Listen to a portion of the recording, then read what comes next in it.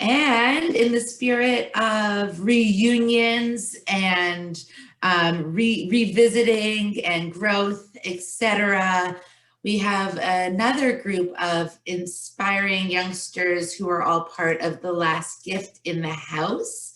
So I am going to ask for our teen panelists from our last gift to turn on their cameras and to take the stage, the virtual stage. Welcome back.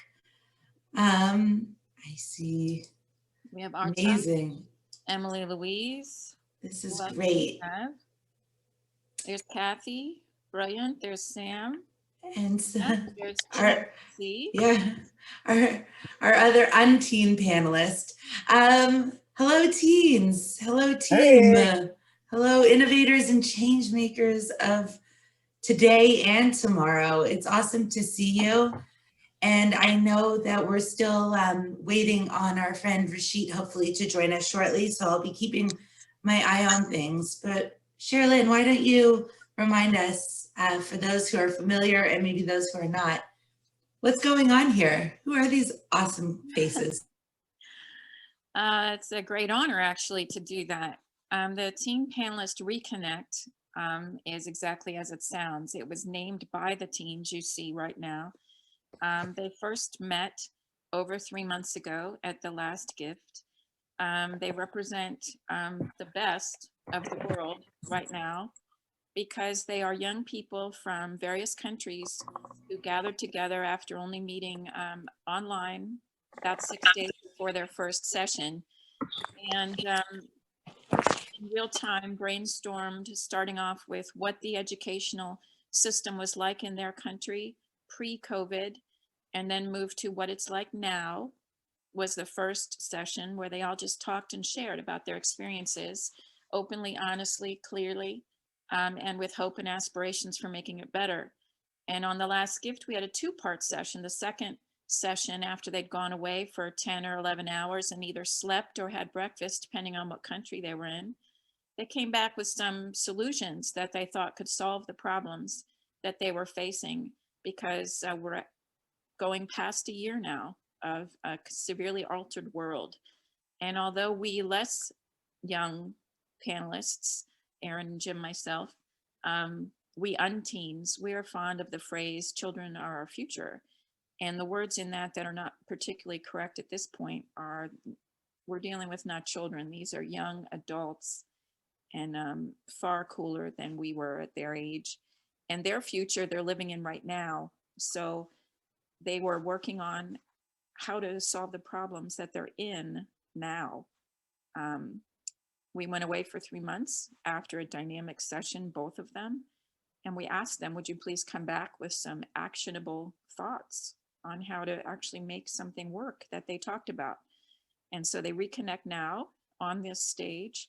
And just briefly, one of the additions, because this is a real-time collaborative move forward, this is not just talk, this is action, is one of our panelists, Emily Louise, has already been on twice on this gift, because one of the offshoots was the teen panel is a good idea, having people talk to each other across the world. And so she's already led and facilitated 2 teen panels in Spanish. So it's already evolving with the hope to have teen panels talking all over the world constantly on a 1-3-5-year plan. So this is all them. I'm the unteen, Sherilyn Rushton, and Aaron, you are? I'm Erin Schachter from Toronto, Canada, and happy to hand the virtual stage over to our team panelists to introduce themselves and get this show on. Oh, and Jim, pardon me. Hi. Our other unteen panelist, who, as you can see, is belted in because he's on the move. We're going to also ask him to participate, not even being able to know what's going to happen. We want to ask you to help with the audience participation later on in the session. You okay with that, Jim? Absolutely. All right, and who are you? I'm Jim Bruner. I'm the Sultan of Systems in Columbus, Ohio, and a great advocate and fan of all this teen panel. So I'm very excited to be here, and it is for me all about the kids. So take it away, make it happen. Our lead is Samyak on this session, so the stage is yours, Samyak. Let her rip. So hi everyone, welcome to another session of the Global Teen Panel where 5 teens from around the world engage in a collaborative, interactive, problem-solving experience addressing issues related to COVID-19. And right now I'm extremely excited for today's session, so let's get right into it. So panelists, I think we can start off by giving a quick 1-minute introduction, our name, our country, one reflection that we had from last session, and one goal that we hope to achieve today as a group. So I think I can start. So hi everyone, I'm Samyak Shamali. I'm from the United States of America. So last session, I was extremely motivated to continue the butterfly effect of doing good. And this session, I hope to have another meaningful discussion and work towards solving problems related to COVID-19. So if one of you guys wants to take the stage next.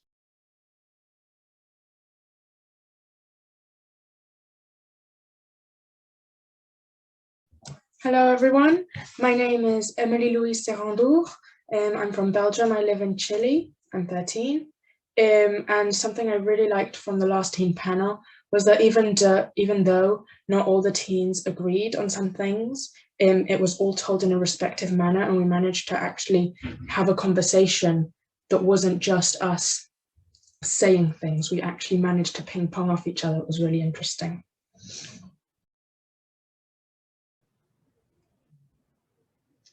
Hi, thank you. I'm Artash. I'm a grade 9 student from Toronto, Canada, and I'm passionate about using technology for good to solve problems in my community and all around the world. I'm bilingual in English and French and love working on projects related to space, science, and robotics. Last panel, it was really exciting to talk with all the panelists about problems with teachers and students during the pandemic. And in this session, I'm excited for more collaborative discussions from people all around the world on how we can better tackle education and vaccines. Hello everyone, my name is Kathy Dong and I am a grade 9 environmentalist from Toronto, Canada. I'm so excited and honored to be back on the team panel again today, and because the last team panel session was an extremely valuable experience for me, because I got to learn a lot from my fellow colleagues, and I absolutely cannot wait for today's session to work with all of you to come up with solutions for some important global issues.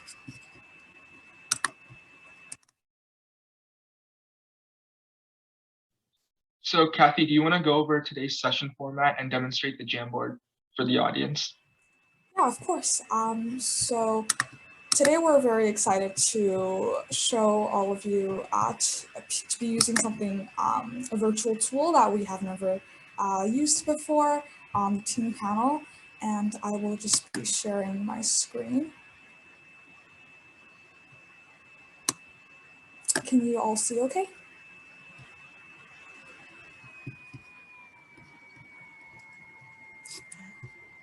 It seems to be loading, Kathy. Oh, okay. Let me just. All good now. Okay, awesome. So today we'll be using a Jamboard, which is a virtual tool that's very similar to a whiteboard.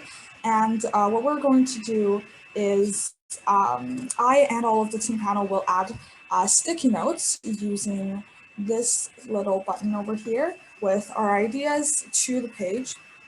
And the worksheet will capture all of the audience's ideas using the sticky notes as well.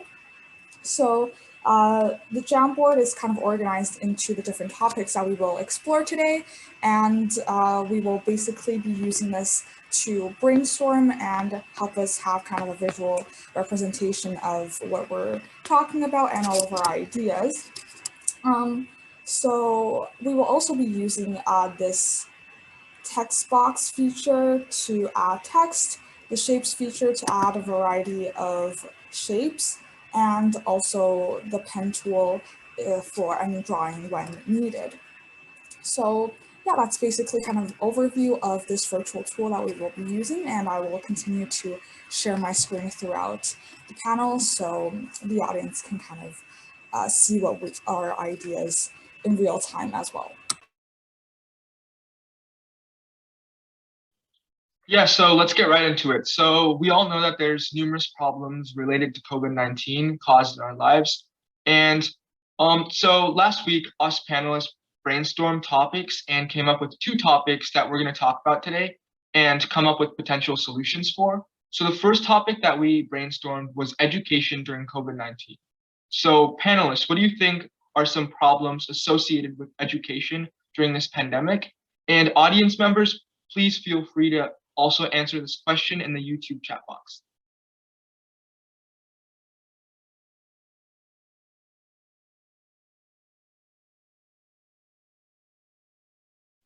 Artosh, do you want to start us off real quick? Yeah, for sure. So during this pandemic, there's already been a whole host of issues that happened during education, because it's not only have schools turned online in several countries, but there have been several complications within this itself. As schools have been moving online, the existing portals that exist for remote education have been grossly overwhelmed and have been taking teachers and students by surprise.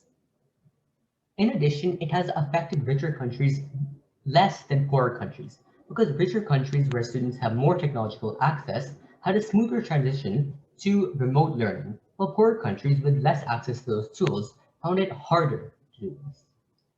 This, through a butterfly effect, also caused a bunch of other problems, including a strain on the healthcare system, because doctors and nurses with students in schools which have moved online may have had to stay home to supervise the younger students in online school.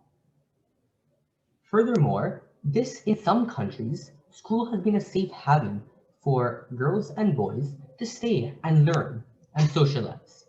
But during this pandemic, it has also led to increases of violence and exploitation as students remain at home and don't go to in real life school.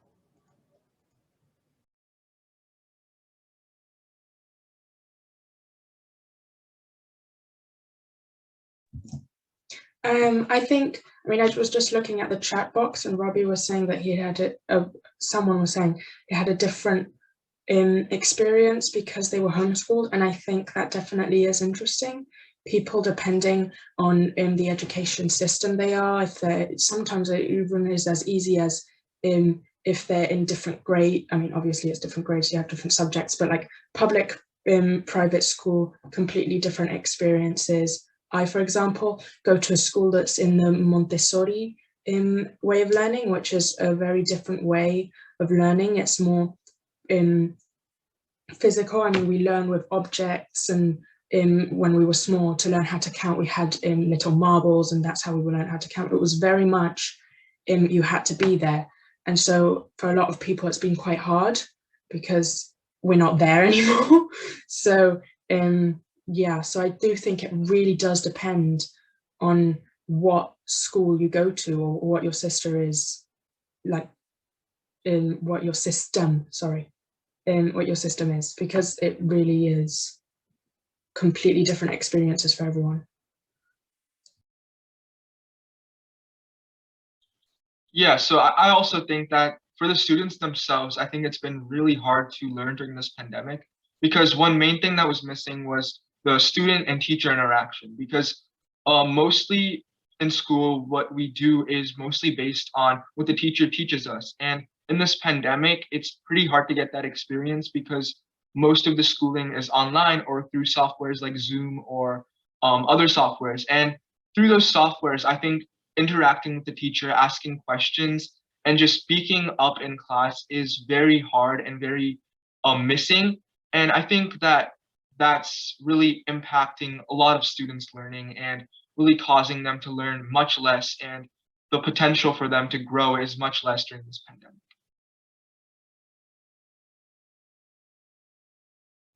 Yeah, I do agree, because also one of the things about school is that you really had that one-on-one with the teacher. If you had a question, you could ask the teacher and they would go over to your table, or they would answer in front of the class. It really depends, but it was really a one-on-one, them explaining to you, like showing you how it's done and that.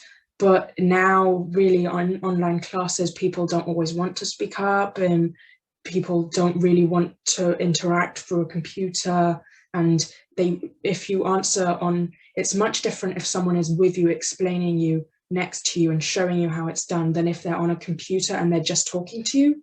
It really is a different experience, and it's harder to learn that way, or in my case, it's harder to learn that way. Also, another thing that I thought was, when classes aren't interactive, I think it's harder to learn. Like, I have some classes where the teachers play games for us, like Kahoot and things like that, and it gets us really involved in class. Everyone wants to play the game, but they're still learning. But then we have other classes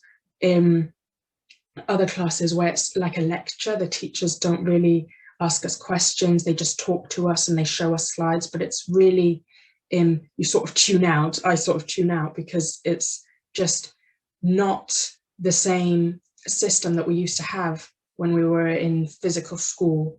And I think that is something that we need to like explore, how we can make it better for students to be more interactive in class, to learn better in Zoom and online school.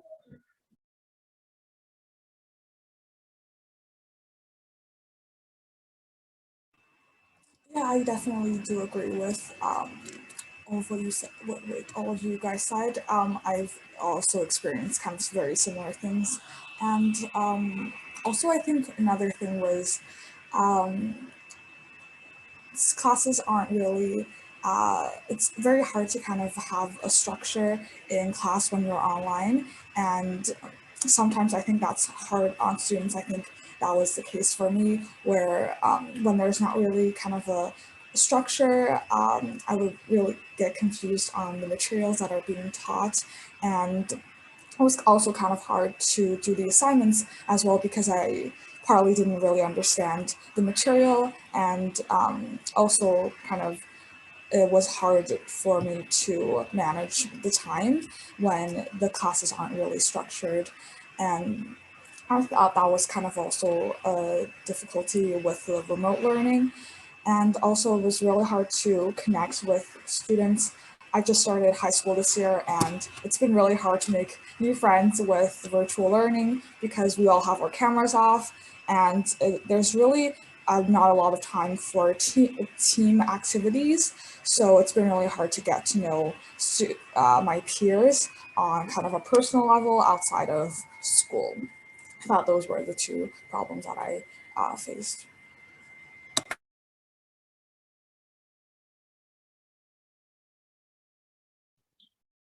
I think one main thing is also related to different type of learning techniques, because in many classes, teachers like to teach in a way where they just use a PowerPoint or maybe just give a lecture on a topic. But I really appreciate that many teachers are trying to use new learning techniques, like maybe give the student an assignment to create a poster or create a video, or maybe have the student give a presentation in class, because that really causes a change in the student's life. And that can make online classes, first of all, more interesting. And they can also feel like not the same thing every day, and instead feel like they're actually doing something different every day, which is really, which can really help feel online classes on like a more personal level for the students. And the students can really engage with the students, with like the other students and with the teacher on like a more personal level. So I agree with you, and I also think one thing was there needs to be sort of a balance between the class being mentally healthy for the child, for the student child, but also the right amount of class and material that they need to see. Like the teachers, if they like relax and give the students less work because they want the students to not be stressed, then there is the risk of them not getting all the topics done in the year. But then if they do too much, they can also really overstress the child and student. Sorry, I'm there. Anyway, child, student, there. But I think, yeah, because for example, in my class, they don't really give too much schoolwork. Like, okay, so you can do a presentation, but if you give it late, it's fine. And you have to give a presentation, but you don't have to do it in front of a class if you're not comfortable. And I completely understand if a student it's going to put too much, like if they have some like anxiety and in social anxiety and they can't do it in front of the class, I completely understand. But people that are just saying that because they don't want to do it is sort of, we need that balance. So the teachers are strict enough, but not too strict that the children is overwhelmed. That is something that it's quite difficult to get or to see, I think.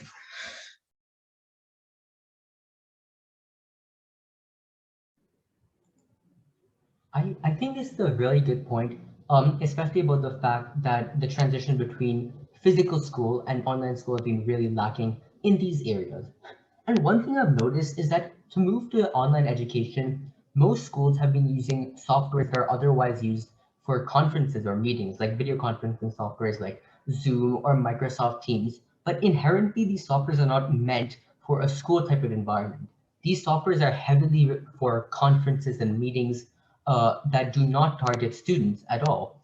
So teachers and schools have not been taking advantage of this to create a completely new platform.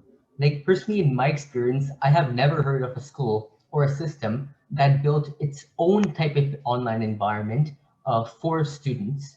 And I was curious to know if any of the other panelists have seen something different, such as like that. I've seen it's for a school environment, I think, because it's called Remo, the platform.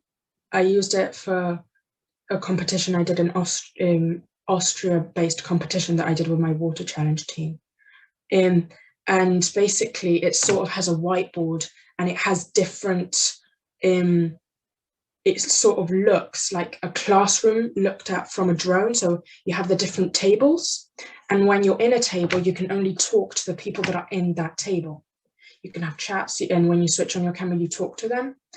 And there are different floors, so it really allows a lot of space. But then when the teacher wants to explain something, they can put a presentation and everyone sees the teacher. So it really is useful for the teacher to say, listen, okay, you need to work in groups of 3, and I'll put you in different tables and talk for like an hour and do your work. And then the students can talk in their tables and they can share their screen and they can put a whiteboard in sort of like the style that we're doing now. And it was a really like cool platform, but the problem was I looked at it later and it's super expensive to use that platform. So the thing is that either you have Zoom that if you don't pay for it, it cuts off at 40 minutes, which is not great for a class, because if it cuts off in the middle of the class, it's not great. Or you have good ones that are more expensive and that are like the proper dynamic for a classroom, but they're really, really expensive. So it really is hard. We would like, people would have to create their own platform really if they want to find one that's right for their classroom.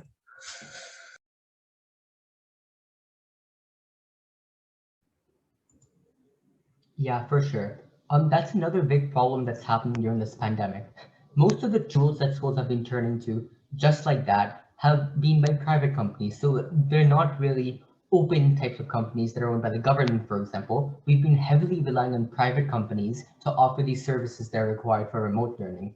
So definitely an important step that could be discussed later in the problem-solving discussion could be about how government should also be playing an active role in remote education and come up with tools that their schools can use and that can also be used all over the world.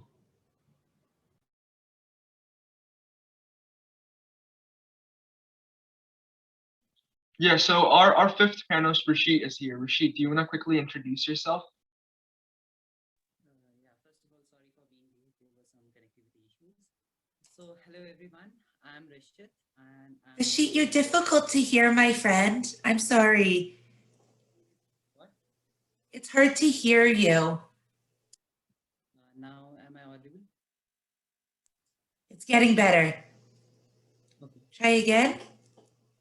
So, hello. Better. Thank you. So, hi everyone. It's me, Rashid, and I'm from India. I'm a grade 9 student, and yes, I'm a part of this wonderful panel, and we would be knowing very nice things today. Yeah.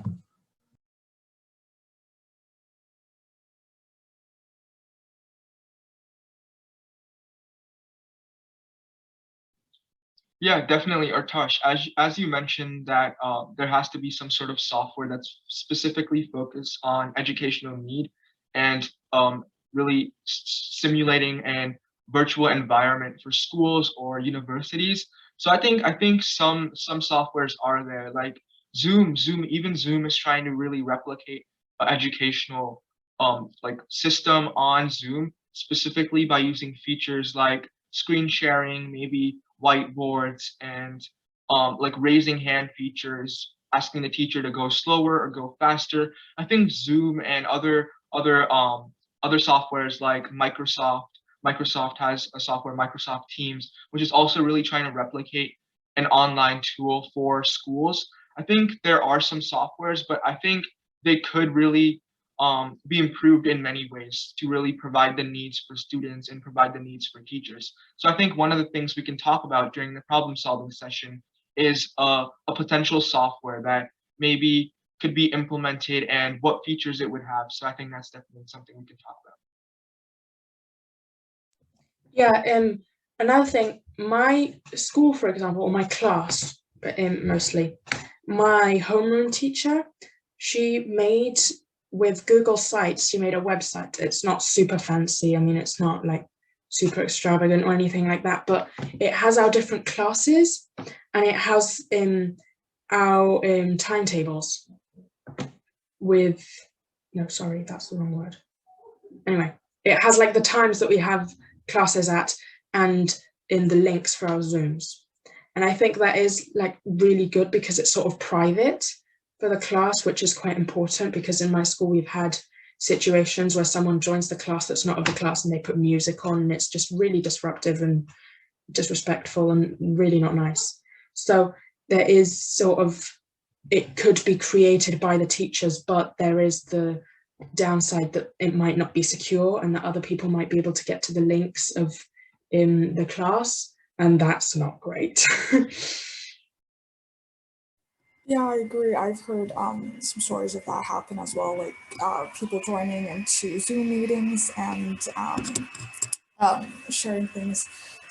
Yeah, so I think definitely it's a great idea to come up with kind of our own platform, just completely just made to suit educational needs, and it could have like it could be like a kind of like an all-in-one platform where it combines the good features of many of the platforms we've used before. Like maybe we could have breakout rooms from Zoom, but we could have some other feature from another platform that we've used before that students could really benefit from.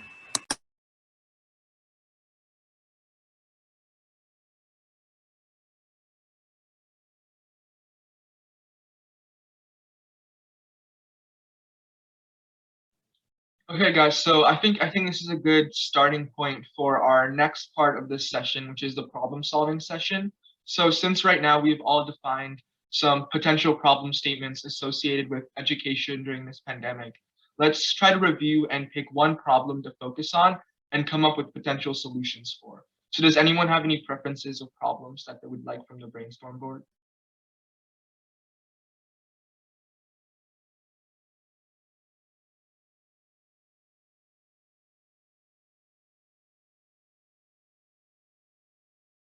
We have a great list of problems that we have on the Jamboard here, and also some amazing ideas from the audience as well. So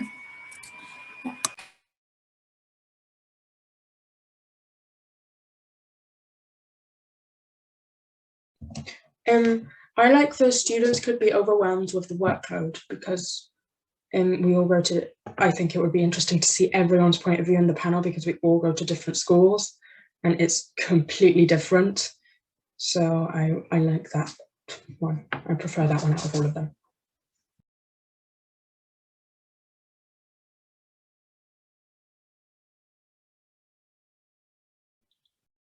Yeah, so I like Emily Lewis's idea, and I think we could also focus on one other problem statement, which was related to the software. Maybe we can create an ideal educational software that schools can use that could have features from all different types of softwares and really integrate a platform for students to learn together and collaboratively, especially focusing on a lot of learning techniques that we all like. So I think that would be a good discussion and session for us.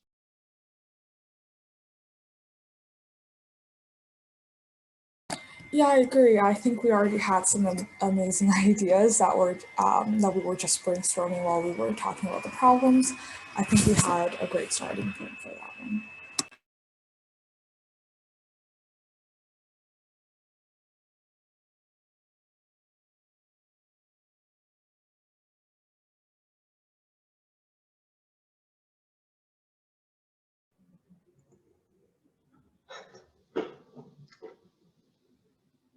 I think one potential solution, at least for the online software part, is that since I've often seen that government websites are not the best made, as in terms of design and user experience.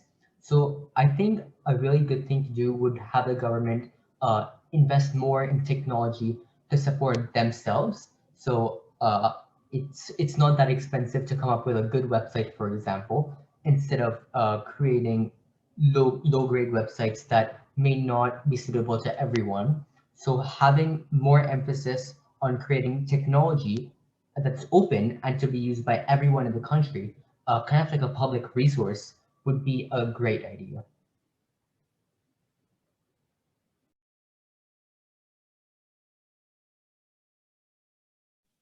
I think maybe like an interactive software for teachers to create their own classroom virtually. I think that would be pretty cool because teachers could really design their classroom on the virtual platform, like pick where they want their desks to be and like format that virtually. And that would really, I think someone else this session said that they saw a panel like this where there were desks and specific areas for students to collaborate, and in those areas only a certain group of students were together, which would really provide the students with like an individual area to collaborate. So I think a platform where teachers can design their own classroom virtually and um, have that own unique experience towards themselves during this pandemic, even of being able to collaborate together. And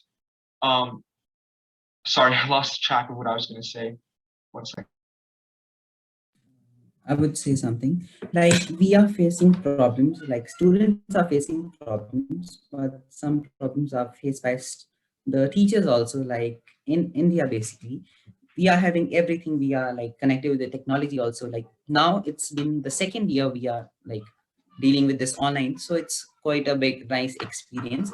So I think the one problem which teachers are facing, and we need to find a solution for that, would be they are not having the proper curriculum. Because when you see we are not having a proper curriculum, like in your country there would be like proper curriculum, but in some countries, talking about India also, there are some states where you are having the very nice like curriculum, but in some areas they are not having nice curriculum. They are having online classes, but they are not able to have a nice curriculum.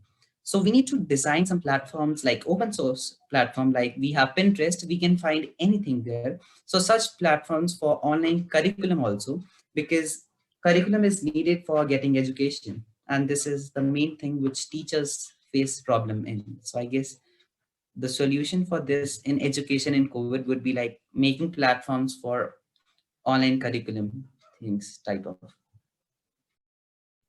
So I think something that would be very, very like cool and necessary would be an app that gives you room, that gives the teacher room to personalize the class. So it has the baseline for the class, so like the classes and the homework and everything like that, but it gives the teacher the chance to add more things or like put new topics and things like that, because my class uses something called Classroom, Google Classroom. I'm not sure if your classes use it as well. And the teachers post really little, like not that much. And it's very much, a lot of people don't like to use it, and it's predetermined. So it would be cool to see in like a website that's already exists, but each teacher logs in and says, so I want my class to have this. I want it to be in this format, but there's like a minimum. So it can't be that the teachers have one class a week. So for example, the minimum is 3 classes a week, but they're able to add more or not. And then that's like what they can do. So they have the opportunity to personalize the class. So it's their class, not a predetermined class, but it is got a baseline so that it's not too complicated for them to make the whole thing from scratch.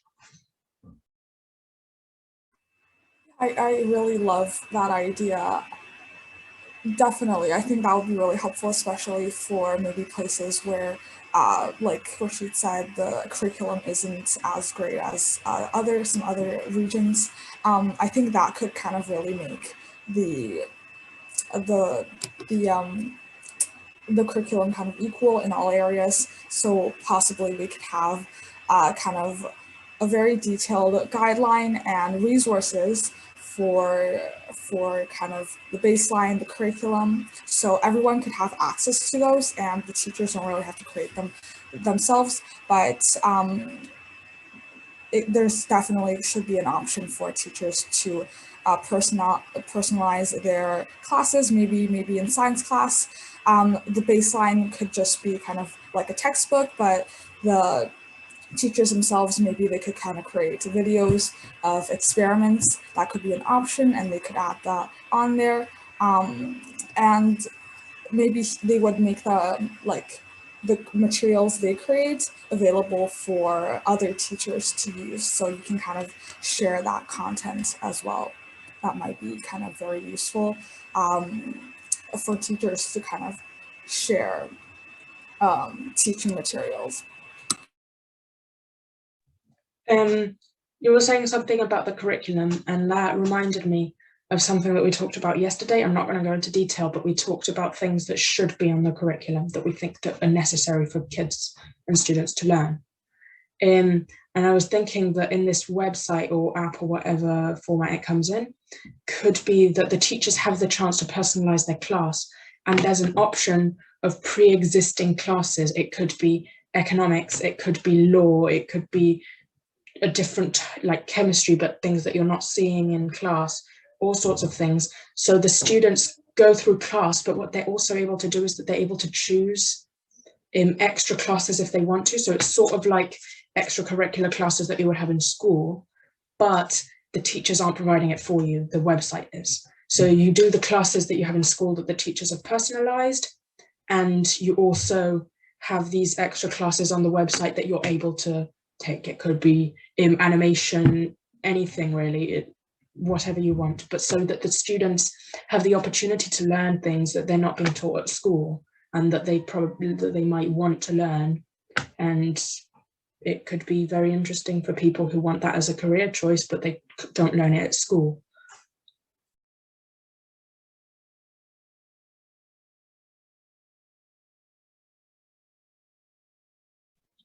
I think another feature that this platform should have is the option of taking tests virtually, but also being monitored by the teacher, because one major problem in this pandemic is that a lot of education systems don't really use tests as a basis to measure the student right now, because tests could easily be cheated on right now, and the student can easily search up answers online or through other databases.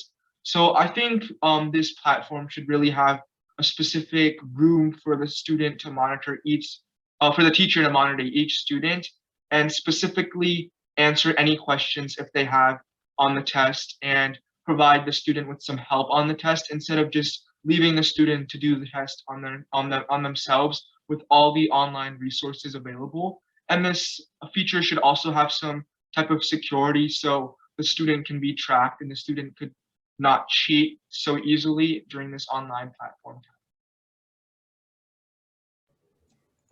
Go on, Artesh. I'll go after. Sure. Yeah. I think it's a really good point to have a way to monitor students and make sure they're able to do the tests with maximum efficiency. Like personally, in my experience, for example, a couple months ago, my math teacher kept switching off the Zoom chat while the tests were going on to prevent students from talking to each other and trying to cheat. But I think the restriction that teachers are taking now, like the shutting off the chat, doesn't work at all because in my class, the students just set up an external chat group where they could talk during the math test, which defeated the whole purpose. But we also have to know what is too far. So having a security system to monitor whether students are searching up answers might be too far on their privacy. Like I wouldn't want a software that's able to look at all my tabs, because if it's able to look at what I'm searching up during the test, then who knows what other information I have is getting leaked. And this is especially important since so many of these softwares are not governmental, they're private. And so far, private companies have gotten an overflow of data from students now, since so many students are using online tools. And when this data is exposed to these private companies, then usually what these companies do with data is either sell the data, but in this case, they might not sell it, but they might use it to add more features, for example, personalization features. But eventually, this also embeds bias inside the whole system, because the more access to information you're leaking throughout the system, the more room there is for biases against certain students. So it's really important to consider that as well when making such a tool. I had an idea of like how it could work, and is that like you create the website and it has everything you need to learn, and you're able to do meetings, and there really isn't a way to monitor what the student is doing without completely violating their privacy. It's super difficult because either you're letting them cheat without knowing it, or you're like looking at their computer and it's super invasive. So I thought that maybe the teachers send the document of the test and then have one-on-one classes with the student, and the student has to share screen and do the test while sharing the screen. That way the teacher can see if the student leaves the document and goes to Chrome to search up the answer. It is like not that great for the student. Like I don't think it might be not that great if they have to share screen the whole time, but it's better than everyone cheating and not really learning anything. Yeah, I agree with what Emily Louise said. I think for not really in school, but for other extracurriculars where I've taken kind of, I guess, a test for that one, something that we did was the kind of the website when you go on, when you click start, they kind of lock you inside that tab and you are not allowed to go anywhere else. If you do go on another tab, it kind of just like stops the whole test, and the test will be done and you can't continue anymore with the test. But the thing is that that's only available on your laptop, and you could just be like searching on your phone, opening another tab to search on your phone. That could definitely be something that happened, but that could happen. But one thing that we did was everyone had to go into a Zoom meeting, and we all had to open our camera, and they would like review the recording afterwards to see if kind of you're looking somewhere else, or if you have any suspicious kind of movements that could mean that you're cheating. But that's not really an effective way for teachers, especially like they have to stare at the recording for maybe an hour, and when they probably have to mark assignments or get back to students' emails. So that might not be like the most effective, efficient way for the teacher to ensure that nobody's cheating. I think one effective way for, do you want to go ahead, Rashid? You can No, go. you can go. Okay, so I think one effective way for test taking on Zoom would be verbal tests with the teacher, because in many classes, like my world language class, the way we're taking tests right now is with a one-on-one conversation with the teacher, where the teacher gives you a prompt and you have to speak on that prompt for about 1 to 2 minutes with the teacher. And that really provides the option to the teacher that the teacher knows that the student is not just searching up the answers from like Google Translate or some other software, where the student is actually embracing the material, learning the material, and able to reproduce the material back to the teacher. And that really provides a level of satisfaction to the teacher that every student in our class is really focused and is really working hard to learn instead of just cheating their way through school. So I think the most effective way to really get the point out there for test taking strategies online is either some sort of verbal test, because monitoring a student's private screen or monitoring what they've been searching up is really not a good idea, because all this data can be used for other reasons which may not be so valid for the student's point of view. And really, I think one of the main things that teachers and students can really focus on is using other strategies to take tests instead of just handwritten tests where the students can easily just extract that information from other areas. I wanted to say something, but I wasn't sure if Rashid wanted to talk first. No, you can go ahead. Okay. It was that in an answer to what Erin posted in the chat, she said eliminate testing, like she thinks it's necessary to eliminate testing. I would love if tests weren't necessary. I mean, I don't really have to do them because my school doesn't post them.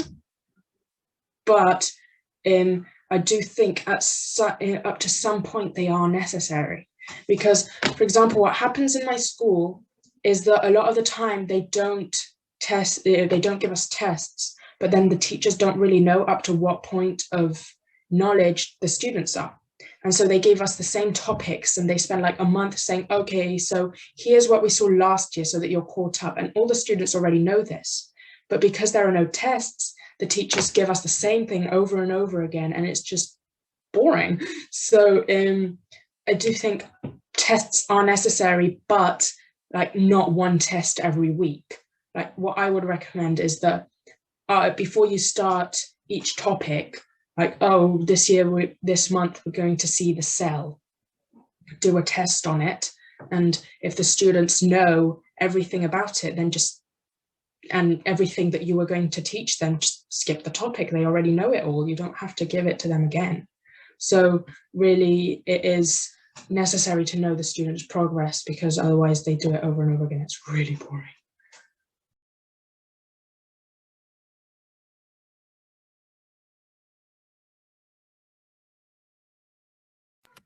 I would say something. So as Emily said, like about testing, so I would say in India, like the current situation, our whole curriculum at the end matters what we know, what we learn from it. And for that, we need testing. In India also, we are having like many testing, and in you were saying that you're having the same things. But in India, talking about India, our testing is way too tough. Like we have Cambridge and many other colleges in foreign countries. So in India, we have another like IIT and many more we have. So the testing is very important in India, basically because everything at the end depends on what the testing we did. So I think for this testing solution, we need to make such platforms that doesn't allow you to move from to another app. Like talking about my school, we had a website in which like once the test is started, till the end, you cannot go to any other website. You cannot just close it. You cannot go to even your meeting. You will just go to that site. It would ask you for several things like turning your camera on and many things, and you can just do like this. So I think making such sites would be a very nice solution for this testing, because testing, I believe, is a must. Like we need to do testing. So such sites can be made for this thing.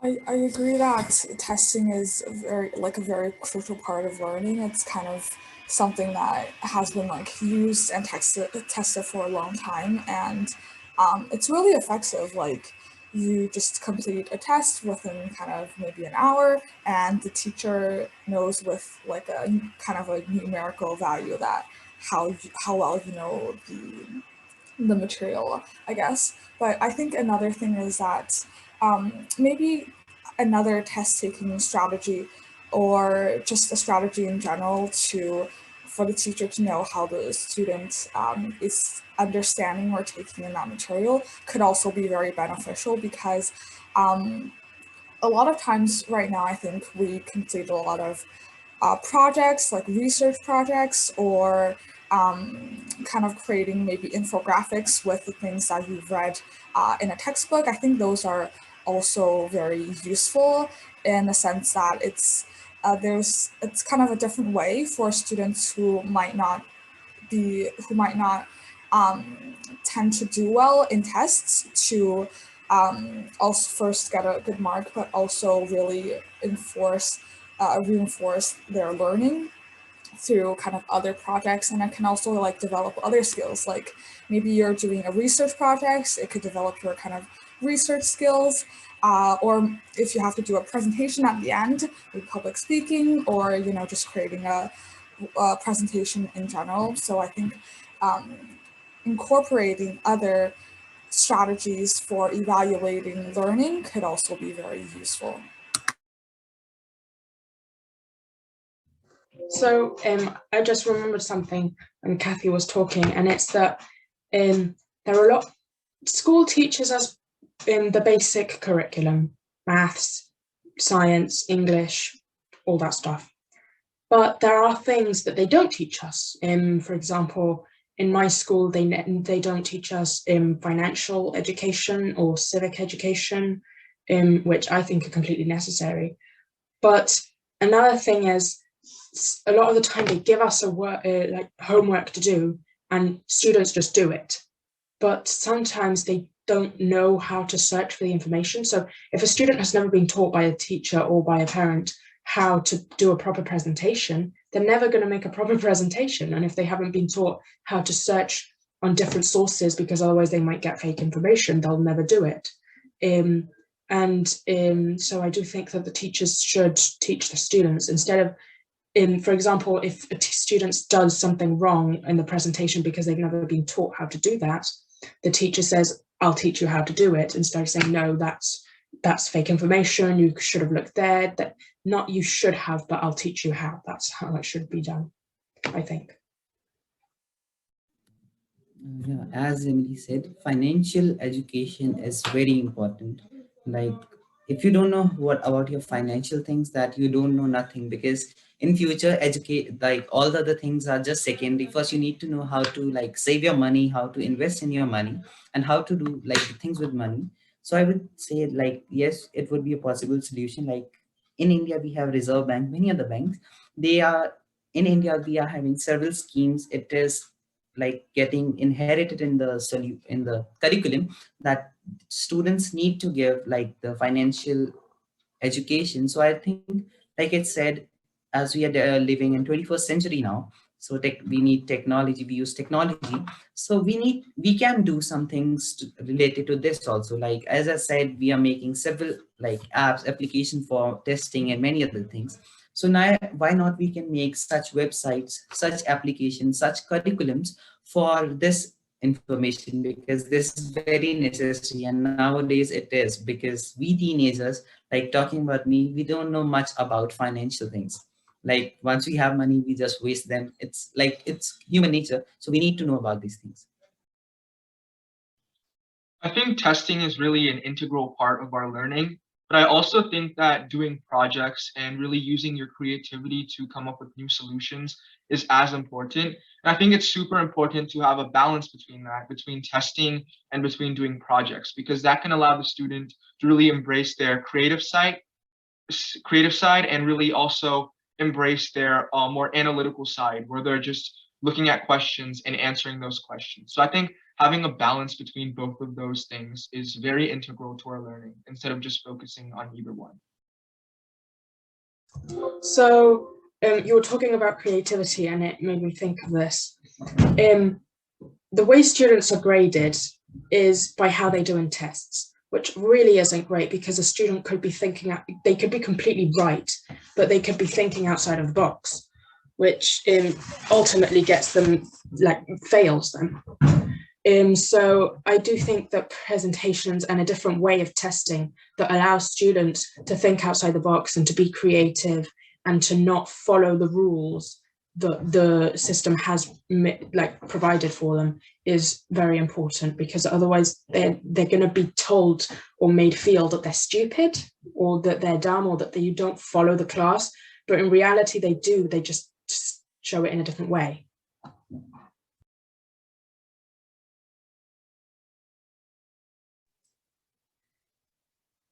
Teen leaders, you have 5 more minutes of this brilliant hour. And I want to just ask you, what's next? This, like, the level of conversation and ideation and collaboration today has been extraordinary. And I'm curious, what's next? And perhaps a specific question for the folks in the audience about how they can support making the next step possible.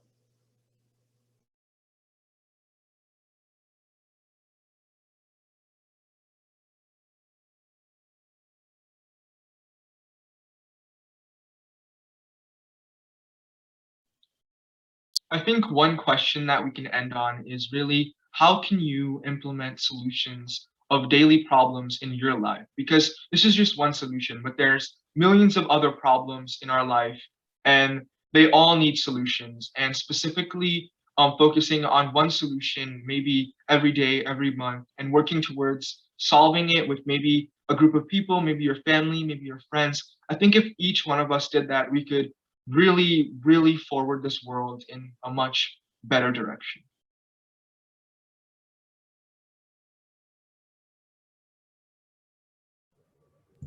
I do think that really it has taken in the pandemic and being in lockdown to realize that the way that we learn is not the best. We should have space for the students to use their creativities and for them to learn the basic needs and the curriculum without being overwhelmed. So it really is like basically the whole system needs changing. It's not just one school or 3 schools need changing, it's the whole system. Because if there are schools that are like that, then it means that some people aren't getting the right education. They're getting in the one that is telling them that they're not smart if they don't follow the rules, and that are overwhelmed, that they really don't care if they're stressed. So it really is all systems, all schools, everything. Yeah, for me, I think it's pretty obvious that there's some big changes that we know of and we need to find a way to implement into the school systems. And while we can't completely change current policy, we can start by coming up and innovating with small projects. I work on several small projects, for example, and then by showing it, instead of just talking about it, I'm trying to put a step towards doing something and implementing a basic model or coding a really basic software is a really good start. And then showing it or demonstrating it to policymakers in your local community is a great step to start change at a global level.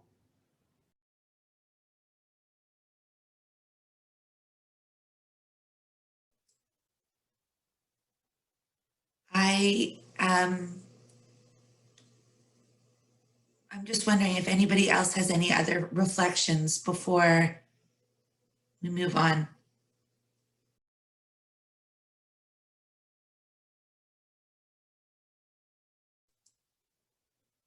Well, I want to say thank you. I want to admit I'm having a hard time finding words right now. And I'm wondering whether, and not to put you on the spot, whether we can continue working together and finding ways for you all to collaborate and share your brilliant ideas and your brilliant might and force as we move into a post-COVID reality. Would you be open to that? Yeah. Sherilyn, over to you. I think one thing that, beyond the specifics of everything you just did, which was mind-blowing, the 2 things that stand out to me are, first, that you demonstrated in real time not just working together and collaborating, and welcoming others' opinions and even from the audience, but you also just demonstrated what you've talked about the last hour, which is being agile and problem solvers and not stopping and moving forward. Because as Kathy lost connectivity with her Jamboard, we were able to know that and send out a note that said, team, Kathy's lost the Jamboard. And I just sent a note that said, let's innovate. And one of your fellow team members asked for the link, stepped in and innovated. And that, for the most part, what I've heard this time is that knowledge is good, data is good, facts are good, but without the ability to act in a world that changes, we won't survive. And you are exemplifying right now today, something went wrong, you shifted, you changed, you kept the boat going. So the main thing is not only are you doing things, you're also modeling for everybody. And I want to thank you, not just for participating, but for teaching. Yeah. And I echo Aaron's request. As I said before, when we met a week ago, I'm going to be looking to you to tell us what platform you believe you can carry this forward, because it's critical, it's necessary, and you're doing it. And we need to learn from you further. So bravo. And I hope you respond in the positive, because I know I like my life better with you in it. And I've already learned quite a bit, even for an ancient unteen. So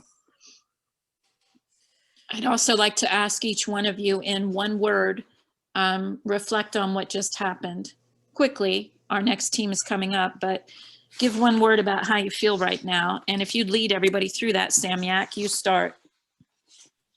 Yeah, so right now I'm feeling very inspired because I think I really just want to solve problems in my life and make the world a better place.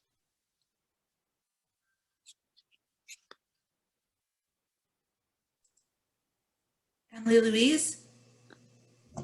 Well, I used this word last time, and Erin and Sherilyn thought it was funny, but eclectic. There you go, that word. A lot of everything. Tash, I see you leaning in. Yeah, my word would be a change starting from this level only, because we can't wait for adults to make the changes themselves. So we need to start now by ourselves.